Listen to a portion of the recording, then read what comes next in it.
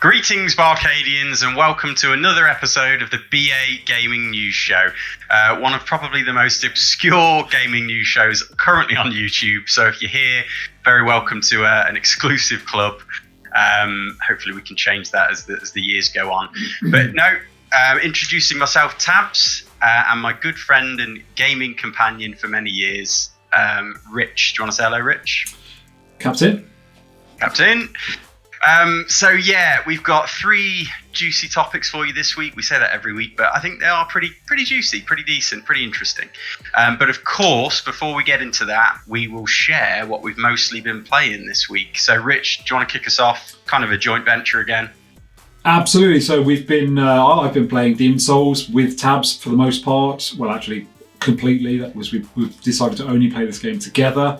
I'm not sure where we got to last week, but we've completed the first playthrough of Demon's Souls. We're on New Game Plus now, and on New Game Plus so far, I've managed to unlock the ultimate weapon in my game, which is the Northern Regalia, which is awesome piece of kit. And we're working on unlocking that for Tabs. And the other night we were getting close to doing that, but then unfortunately we ended up getting griefed by some people and it all fell down. Do you want to tell us about that, Tabs? Yeah, basically, it's just so frustrating. I don't know, there doesn't seem to be a mechanism in the game for regulating these griefers, because we've got set up like a private password to join each other's game, which we thought would prevent it. But for whatever reason, these 2 phantoms, as they call them, invading phantoms, just repeatedly kept finding my game, joining it, killing us, rinse and repeat, for what must have been 5 times. So like when you're trying to complete like a single player objective, obviously with Rich's help in cooperative mode, and you just keep getting these people continually trying to prevent you from doing that, it's just so frustrating.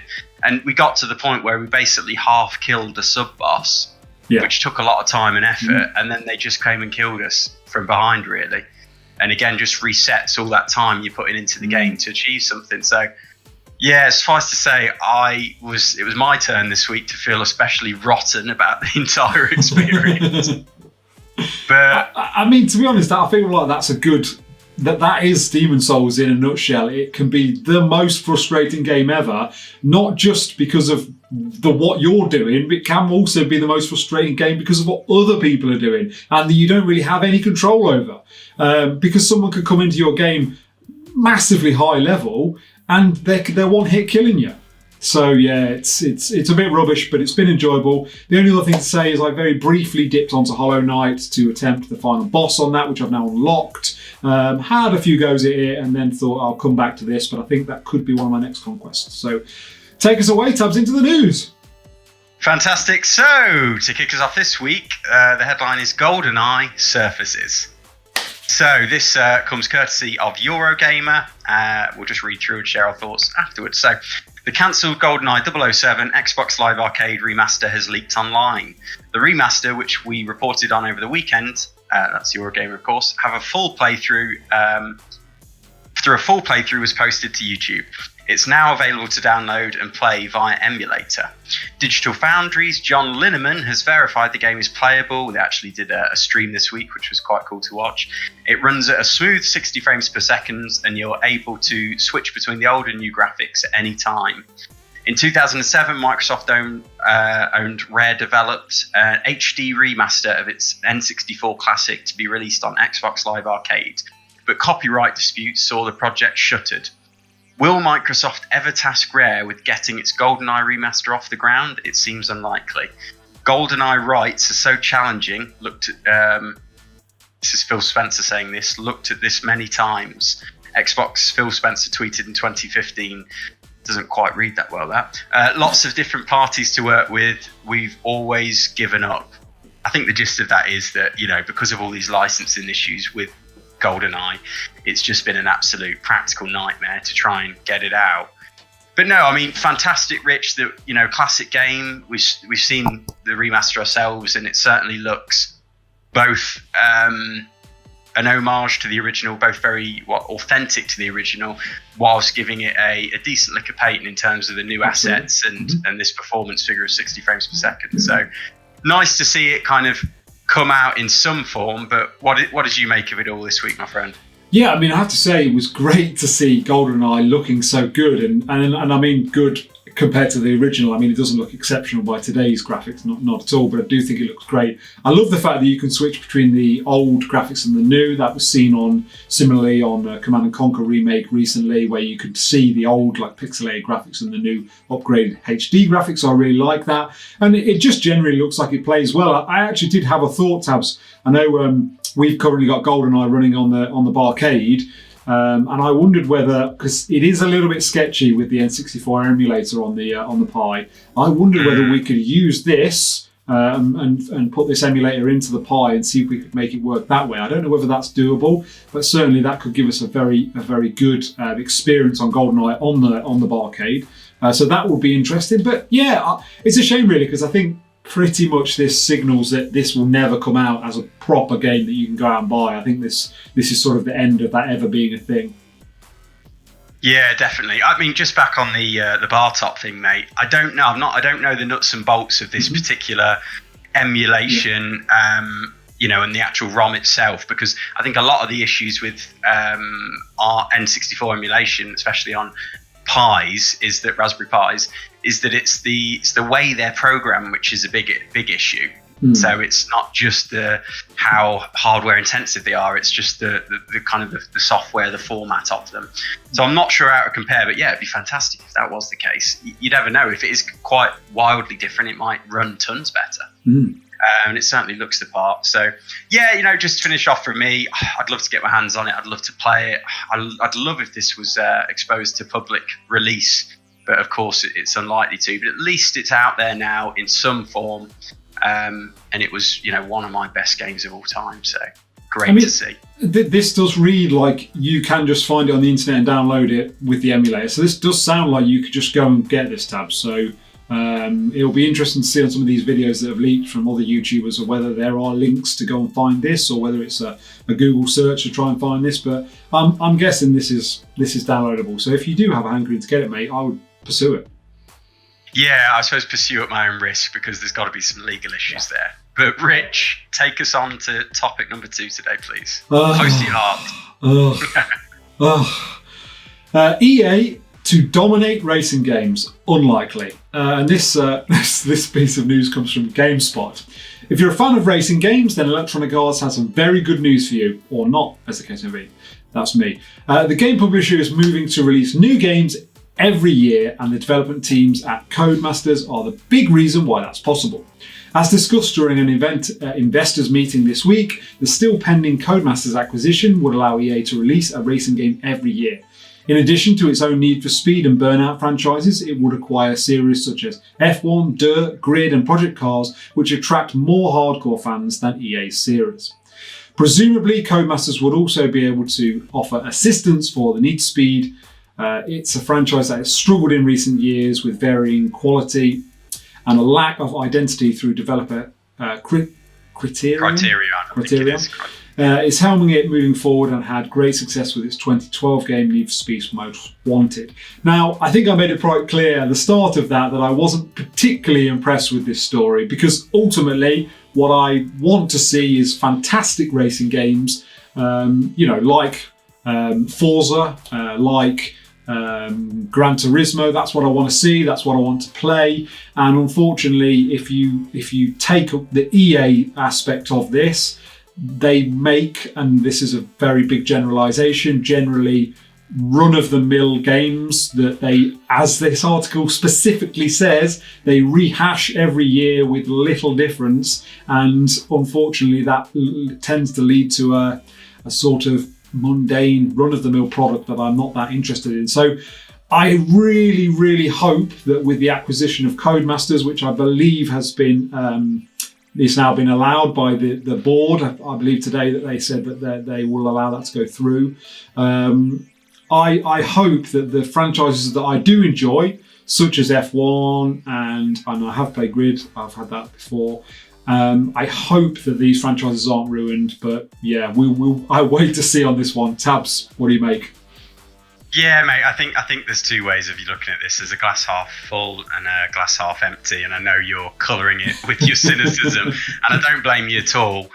I think we can hope that, Codemasters' expertise, reputation, their integrity as a company, and obviously their skill with this particular genre is somehow merged with, the existing structures within Electronic Arts, EA, and, they're allowed to positively cascade that philosophy across the business to uplift all of their games.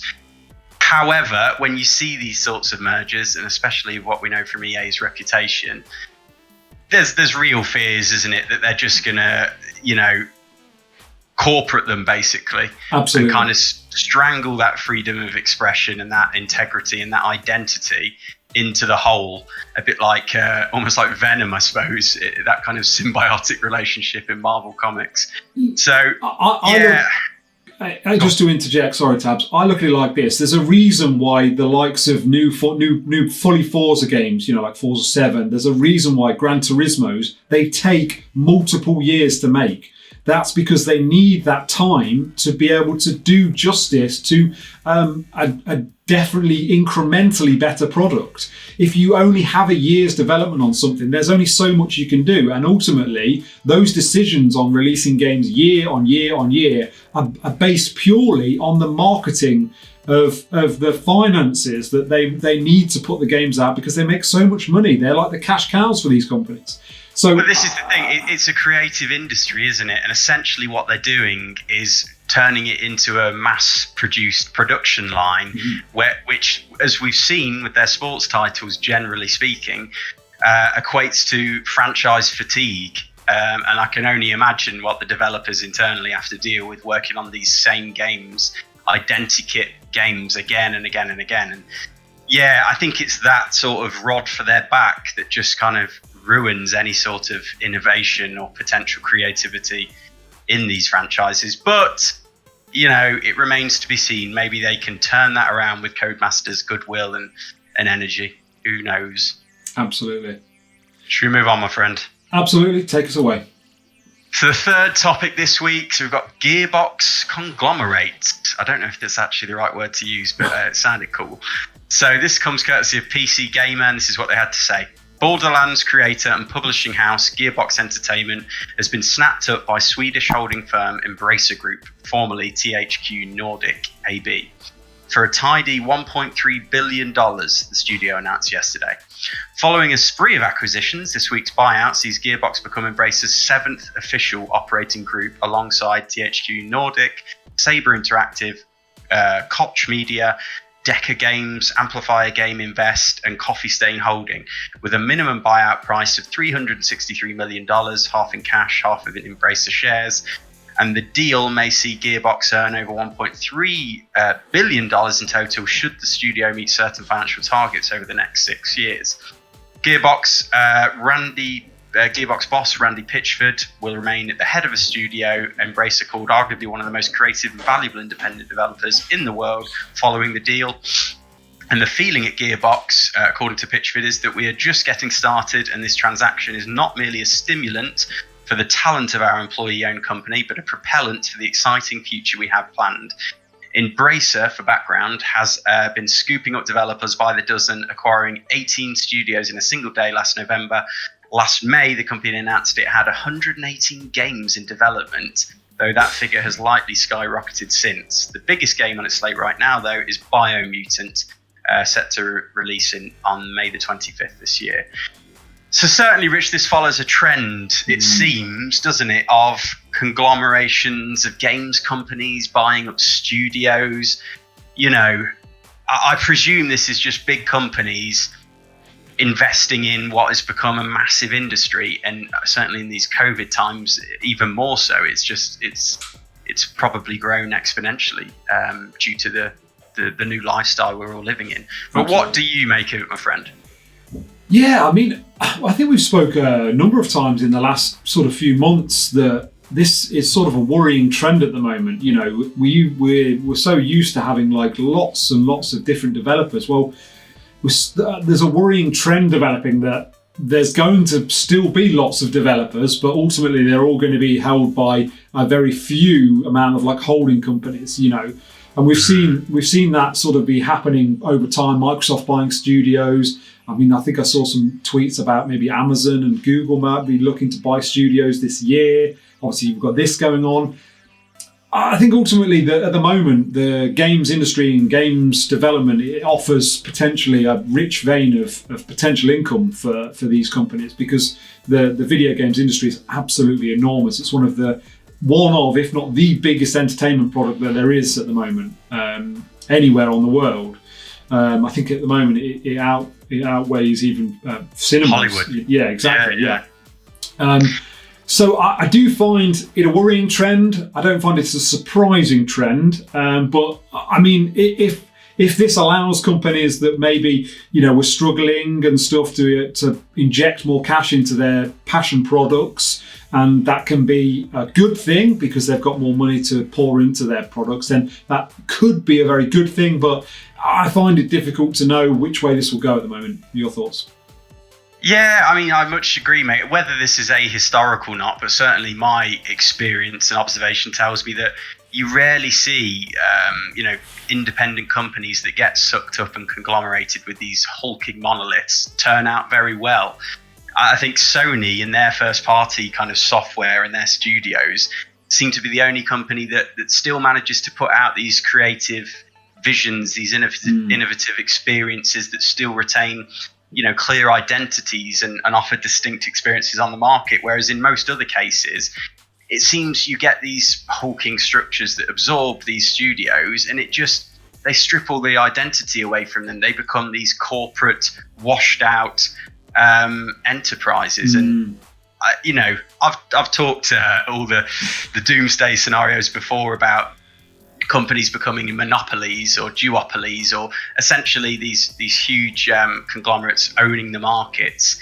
And this is what it feels like we're moving towards. So yeah, again, much like the last piece and topic, mate, let's hope that all these words we're hearing from Randy Pitchford about using their investment as rocket fuel to make the studio bigger and better actually pans out. And we don't see, like many of the companies that just get washed out of their identity and their creative output. Absolutely. So it remains to be seen. But let's rattle off through everything else and wrap up this week's BA news. Absolutely. So I'll get us kicked off. So PlayStation 5 sells 4.5 million units to the 31st of December, and we heard that through their Sony PlayStation's brand sort of quarter end like finance figures. It also said that they've sold 18 million odd games for the PlayStation 5, but they also admitted in that, although profits were up, the profit margins had taken a sizable hit because of the fact that they were actually selling each and every console for a loss, which is not particularly surprising. It's fairly standard, more especially nowadays, that you'll lose money on a launch title console. So yes, interesting. And I think they're looking to service and subscription platforms, aren't they, like PlayStation Plus, to try and bridge that gap, transition that loss from previous hardware to next gen. And I think I saw something like 47 million subscribers is what they have for that. Yeah, which is amazing. But anyway, next up, there's plenty of memes going around from developers, I think even Microsoft themselves, around Resident Evil's big lady. So this is just absolutely blown up. It's hard to say exactly why, but is it something to do with the horniness of social media? People craving to be dominated by this very bosom endowed lady. Who knows? Multiple factors, but either way, it's a laugh. And I've enjoyed the plethora of different memes going around. I'd urge you to check them out, BArcadians, if you've not already.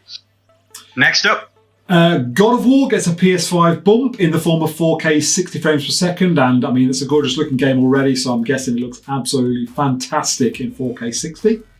Yeah, tempting me to replay, actually.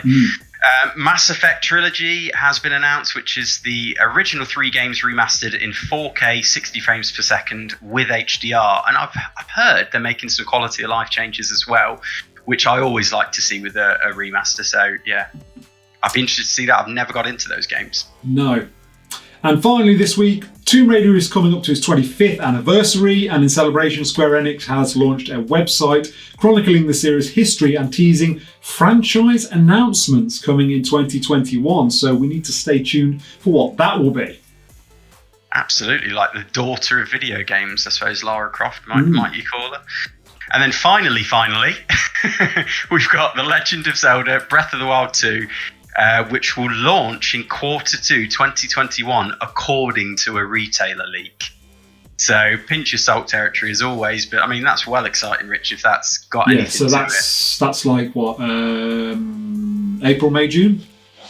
Yeah, I mean my birthday month is May. That would be an absolute fantastic present for me. Absolutely. But that'll do us for this week, Barcadians. Thank you very much as ever for joining us, if indeed you did. And please make sure to smash that like button.